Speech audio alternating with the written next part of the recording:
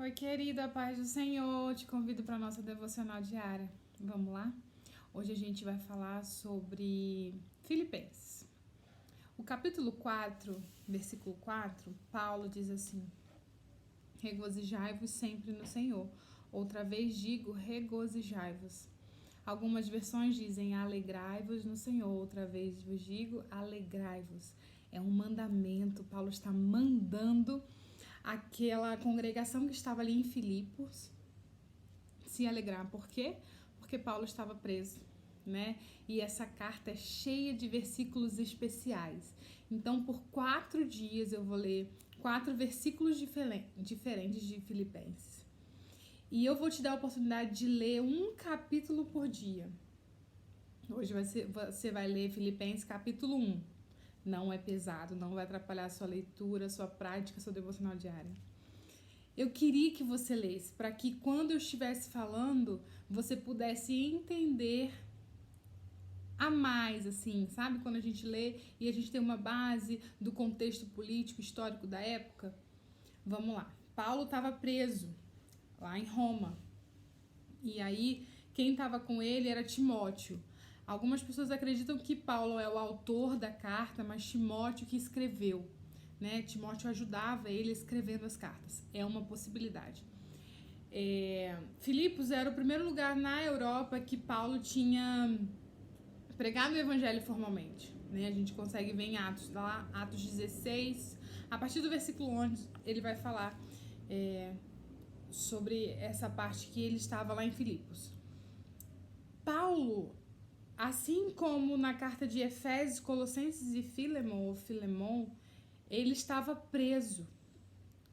E Filipos era uma congregação, um local que Paulo tinha muito apreço.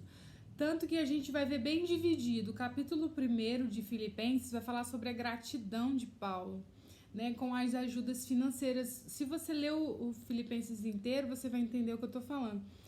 Ele recebia ajuda financeira e companheirismo e oração daquela congregação ali de Filipos. E o capítulo 2, ele deixa bem claro, assim, incentivando com o exemplo de Jesus, a união. Ele incentiva, se mantém unidos, né? A carta, na verdade, é uma orientação. Quando eu li que Paulo escreveu assim, sede meus imitadores, assim como eu sou de Cristo, eu pensei que Paulo era um pouco arrogante de falar assim, eu sou seguidor de Jesus Cristo, então vocês devem me seguir. Mas na verdade não é esse contexto. Paulo fala assim, me imita, porque eles não tinham vivido com Cristo e não tinham o exemplo de Cristo. Então Paulo chama a responsabilidade para ele, assim como todos nós deveríamos fazer. Ei, você não conhece Cristo, então imita as minhas atitudes. É uma grande responsabilidade a gente falar isso, né? Mas Paulo chegou num nível espiritual que ele falou assim, já não vivo mais eu, mas Cristo vive em mim. Vamos continuar. Lá no capítulo 3, ele adverte dos judaizantes, né? São os antigos fariseus. Paulo era fariseu. Então ele adverte, olha, eles pregam desse jeito. Não se percam nessas palavras. Se prenda ao que eu estou passando para vocês. Por isso que ele escrevia a carta. E aí o capítulo 4, ele incentiva a se alegrar. Paulo estava preso e a igreja estava preocupada com Paulo. Olha a situação que Paulo estava. E Paulo chegou num momento que disse assim, eu poderia muito bem ir para Cristo hoje, porque ele sentia no coração que a missão dele já estava cumprida. Mas a responsabilidade que ele tinha dos seus ao redor era de manter eles firmes na fé. Então, Paulo já estava num outro nível, um amadurecimento espiritual que a gente deve buscar, acredito. E Paulo, preso, ele falava, se alegra no Senhor. Eu tô preso, mas é porque Deus quer. A gente precisa entender que a situação que a gente está passando, o Senhor aprove assim. Mas eu te digo nessa noite, se alegra. A sua alegria não está na circunstância, não está nas pessoas, não está numa situação favorecida. A sua alegria está no Senhor, está no centro da vontade de Deus. Hoje é o que importa para nós.